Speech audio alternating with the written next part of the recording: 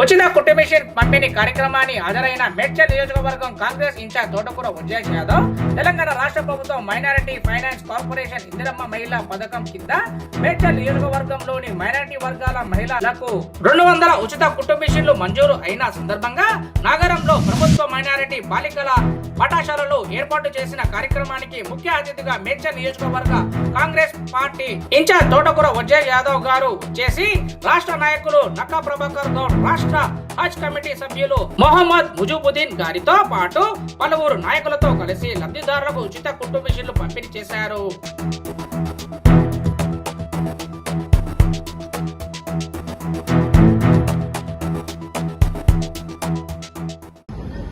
మన నియోజకవర్గం మైనార్టీ సోదరీమణులందరికీ కూడా ప్రభుత్వం తరఫున కుట్టు మిషన్లు పంపిణీ కార్యక్రమానికి మా సోదరుడు హజ్ కమిటీ సభ్యులు ముజీబుద్దీన్ గారు ఏర్పాటు చేసిన కార్యక్రమానికి నన్ను అదేవిధంగా ఈ కాలేజీ ప్రిన్సిపల్ సప్న గారిని, నా మిత్ర బృందం అంతా కూడా అందరిని ఆహ్వానించి మీ అందరికీ కూడా కుట్టు మిషన్ ఇవ్వాలన్న ఆలోచనతో ప్రభుత్వం ఏర్పాటు చేసిన ఒక కార్యక్రమం ఏదైతే ఉందో ఆ కార్యక్రమం మనం అందరం ఒకసారి ఆలోచన చేసుకోవాలి. కాంగ్రెస్ ప్రభుత్వం అంటే మైనార్టీలకు సంబంధించిన ప్రభుత్వం, మహిళల కోసం ఏర్పాటు చేసినటువంటి ప్రభుత్వం. మహిళలు ఈ దేశంలో సగభాగం ఉన్న ఉద్దేశంతో మీ అందరికీ ఉచితంగా ఆర్టీసీ బస్సులో ప్రయాణం చేకూర్చినటువంటి ప్రభుత్వం. దానితో పాటు మీ అందరికీ ఇందిరమ్మ ఇల్లు ఇవ్వాలంటే గత స్వతంత్రం వచ్చి 80 సంవత్సరాలు కావస్తున్నా 78 సంవత్సరాలు అవుతా ఉంది. 78 సంవత్సరాల నుంచి ఏ ప్రభుత్వం చేయలేనటువంటి పనులన్నీ, ఏ ప్రభుత్వం కూడా మైనార్టీల కోసం 5 ఎకరాల భూమి ఇచ్చిన పాపాన పోలే. ఏ ప్రభుత్వం కూడా మైనార్టీలకు కొత్తపీట వేసినటువంటి పాపాన పోలే. అదే కాంగ్రెస్ ప్రభుత్వం ఇందిరాగాంధీ మైనార్టీల కోసం ఎన్నో కార్యక్రమాలు తీసుకుంది. అన్ని కార్యక్రమాల్లో కూడా మైనార్టీలో ఉన్నటువంటి పేద విద్యార్థులకు అందరికీ కూడా ఉచితంగా ఒక హాస్టల్ ఏర్పాటు చేసింది. 70% ఈ ప్రాంతంలో ఉన్నటువంటి, దేశంలో ఉన్నటువంటి మైనార్టీల కోసం చక్కటి కాలేజీ ఏర్పాటు చేసింది. ఆ కాలేజీలలో ఏవైతే మనం నిత్యావసర వస్తువులు ఉన్నాయో 40% వాళ్లకు పెంచి ఇచ్చినటువంటి ప్రభుత్వం రేవంత్ రెడ్డి గారి ప్రభుత్వం. గౌరవ ముఖ్యమంత్రి గారు మరి ఈ రోజు ఇంద్రమ్మ ఇల్లు ఇస్తా ఉన్నారు. మీ అందరికీ నేను ఈ వేదిక ద్వారా చెప్తా ఉన్నా, నియోజకవర్గంలో ఉన్నటువంటి 200 మంది మా సోదరులు ఇక్కడ వచ్చేప్పుడు మీకు ఎవరికి 60 గజాల నుంచి 100 గజాలలో ఒక స్థలం ఉంటే ఆ స్థలంలో 5 లక్షల రూపాయలు ఇచ్చి ఇల్లు కట్టిస్తామని చెప్పి తెలియజేసినటువంటి ప్రభుత్వం మన కాంగ్రెస్ ప్రభుత్వం అని చెప్పి నేను తెలియజేస్తా ఉన్నాను.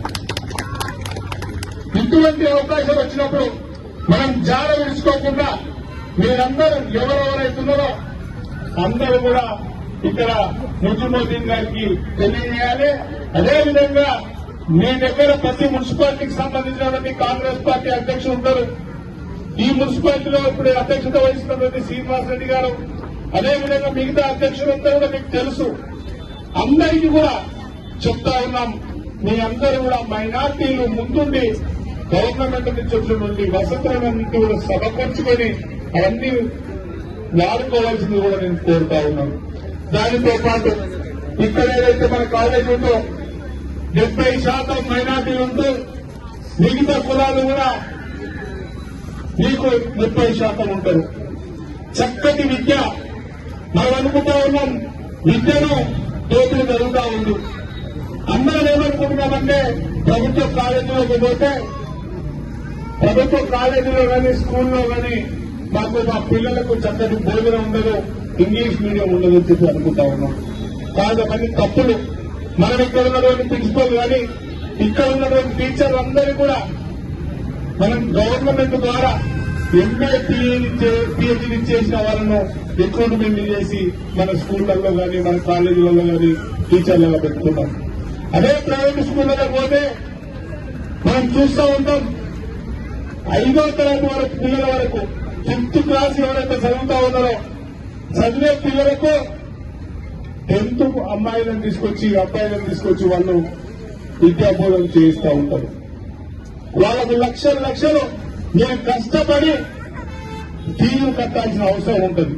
కానీ ఇక్కడ ప్రభుత్వం ఏర్పాటు చేసినటువంటి స్కూళ్లలో ఒక్క విద్యార్థి కోసం ₹1,00,000 ఖర్చు పెడతా ఉన్నాం.